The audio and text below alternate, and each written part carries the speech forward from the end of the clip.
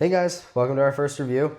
Today will be a bit of a joint review of two Bobovr head straps, both more of a entry-level head strap, and then this is kind of their elite head strap.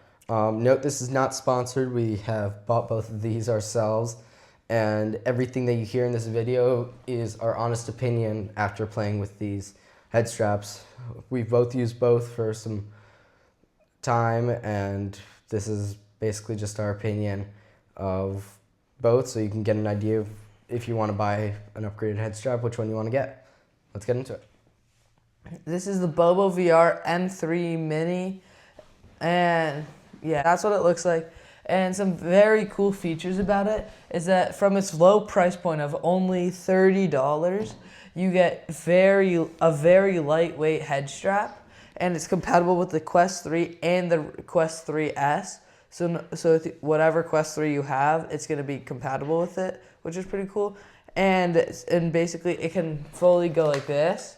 So comes with 120 degrees adjustable mobility, and it's widely adjustable for all head sizes, and it's very comfortable, especially for a $30 upgrade. I think it's a great upgrade, especially if you're looking for an entry point head strap to get right into it. Yeah, especially if you're tired of the regular Quest 3 head strap, because in my opinion, that's extremely uncomfortable, and this is the biggest game changer.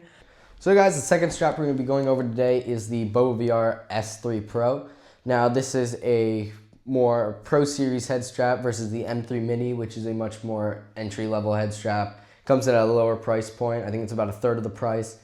But when you do pay for the upgrade, you actually do get a few more features that can be both important to help you be more comfortable in those longer gaming sessions and also be more convenient for mostly longer gaming sessions. So it'll help you out a lot in multiple ways, including comfort and just usability and ease of use. So one of the big features that you definitely want to go over that's different is if you look at the M3 Mini, you can see how when you're using it, most of the weight will still be put on your face. Maybe a little bit will be taken out on the top, but most of it will still be forced onto your face by tightening down the back and pushing it onto your face, versus when you use the S3 Pro and the M3 Pro, this is the S3 Pro,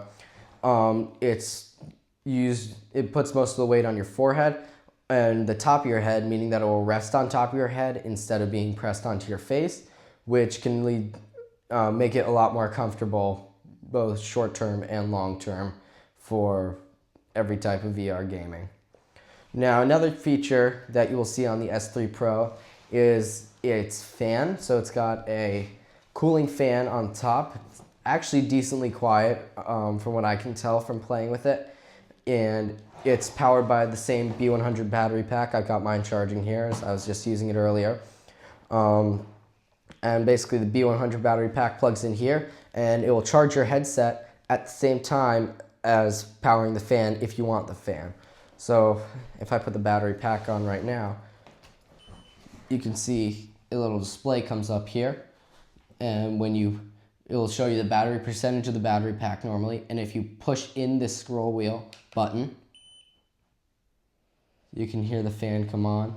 You don't actually notice it as much, at least in my opinion, when you're gaming, but then you can control the fan speed with this scroll wheel, and it will beep when you're at the highest level, so you can know when you're in VR. And then to turn it off, you just push it again, and it will turn itself off. And while this is all happening, it will be running power straight to your headset, allowing you to basically play without needing one of those long pesky cables that you're trying to not step on every time you walk around. So part of the S3 Pro head strap, in my opinion, the ultimate head strap for your Quest 3, is the B100 battery pack. And it's supposed to have a 10,000 milliamp hour battery life, which is supposed to give you over double what the Quest 3 battery has. And it's pretty insane. So it's a magnetic battery pack. It's got 4 magnets built into it, 2 on the bottom, 2 on the back, and it's a 7-pin connection on the bottom. So all you have to do is basically you can grab it off your charging, off either your cable charger, or they sell a magnetic charger. We do not have that right now. And basically you just take it off. It charges at 30 watts, I want to say. And then you grab it, you take your charger and the battery, and you basically just slot it on. You will hear a beep once it gets on your headset, and then you're able to either charge your headset or use the fan. I find one of the best ways, if you've got the one included battery pack, is what I do every night is I charge it overnight using just a normal USB-C cable, and that gives me plenty of battery for the day. And then whenever I'm not using my headset and it's not low on battery, if it's low on battery, I recommend just leaving it plugged in. But if it's pretty good on battery and you want to be able to know that you have a charged battery pack for the next time you use it, I recommend plugging it in, because it may not seem like it takes a while, but sometimes it feels like it takes a lot longer than it might actually, and it might just not be charged when you need it. But overall, it's a great product, and if you can, it's great to possibly even get a second one, just so we can basically swap it out. I'm pretty sure they take about as long to charge as they do to get fully depleted. So if you want to know that, that's... So when it comes to kind of the functionality of each head strap, personally I've been using the S3 Pro and I love it. And I find that it's pretty great for just about everything. I've been using it on everything from VTOL VR to Onward to Gorilla Tag. And I find no matter what I play or how long I've been playing, it just never falls off and it never fails. And I find that that's pretty great about it. And one thing I will note, especially in the past couple weeks that I've noticed, is that in the back area, I don't know if this is a negative, but it sometimes feels loose, but then when I go to feel if it's actually loose, it just won't budge. So sometimes it either feels loose or I just forget that it's even there, and it's kind of cool. Especially on the default head strap, you won't notice that, but you still will feel it on your face. I know earlier I was talking about how it puts most of the weight on top of your head. You still will feel it on your face. I'm still kind of figuring out my favorite configuration for angles and stuff. But for the most part, it makes every game comfy, especially if you're planning on spending longer sessions in VR. I think it's a great investment. Would highly recommend. All right, yeah. So the M3 Mini is, well, personally, it's not as good for like long-term gameplay as this one, because it has the battery pack, the fan. This one, you can have a battery pack. It just doesn't come with any battery pack or anything. So that's a downside. But the thing is, it feels very secure on your head. You can move. So I've been playing Gorilla Tag since the Quest 1. And this has been normally it's fallen off when I shake my head a lot. This just stays there. This is really good for competitive game, fast movement gameplay. But as my friend said, this is much more comfortable for say you're playing a shooter game or something, or you're on for long periods of time with friends.